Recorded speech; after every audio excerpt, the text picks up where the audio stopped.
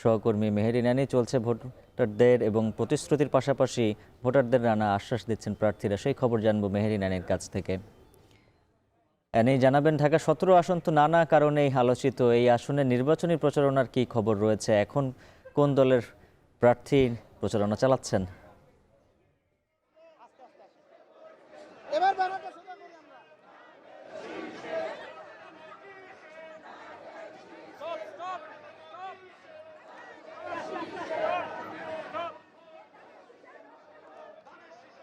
উজ্জ্বল, এই মুহূর্তে আমি আছি ঢাকা 17 আসনে, যেখানে আপনি দেখতে পাচ্ছেন যে বিএনপি যে তারেক রহমানের পক্ষে এখানে একটি গণসংযোগ চলছে এবং পেশাজীবী মিছিল চলছে। আপনি দেখতে পাচ্ছেন আমার পেছনে কিন্তু অনেক নেতাকর্মীরা আজকে রাস্তায় নেমেছেন, যেহেতু আজকে ছুটির দিন, তো সেই জায়গা থেকে আজকের দিনটিকেই বেছে নিয়েছেন ঢাকা 17 আসনের বিএনপি প্রার্থী তারেক রহমানের পক্ষ থেকে আজকে এখানে গণসংযোগ চলছে।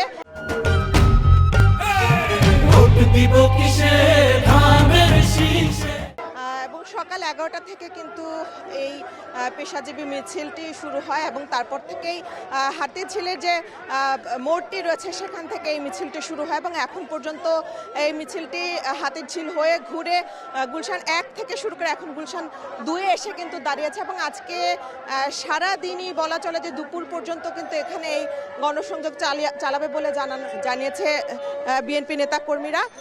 এবং আপনি দেখতে পাচ্ছেন ঢাকা 17 আসনের যে গণসংযোগ, এখানে কিন্তু অনেক নেতাকর্মীরা এসেছেন, তারা ব্যানার ফেস্টুন নিয়ে এখানে দাঁড়িয়েছে এবং তারা কিন্তু এখানে যে টি শার্ট পরেও এসেছেন এবং তারা তারেক রহমানের পক্ষ থেকে কিন্তু তারা ভোট চাচ্ছেন ধানের শীষের পক্ষে।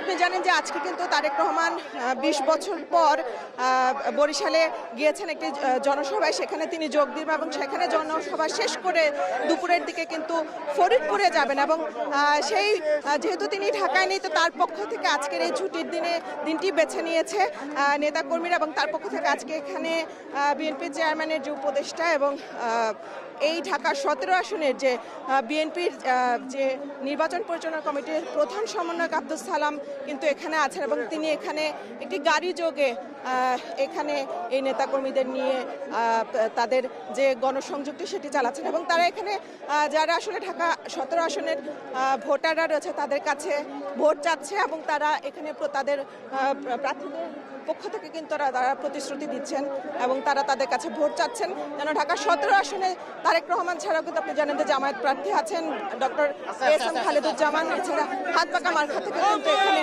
লড়বেন। তো উজ্জ্বল, এই ছিল আমার কাছে ঢাকা 17 আসন থেকে নির্বাচনী প্রচারণার সবশেষ। গুলশান থেকে নির্বাচনী প্রচারণার খবর জানাচ্ছিলেন মেহেরী নানি।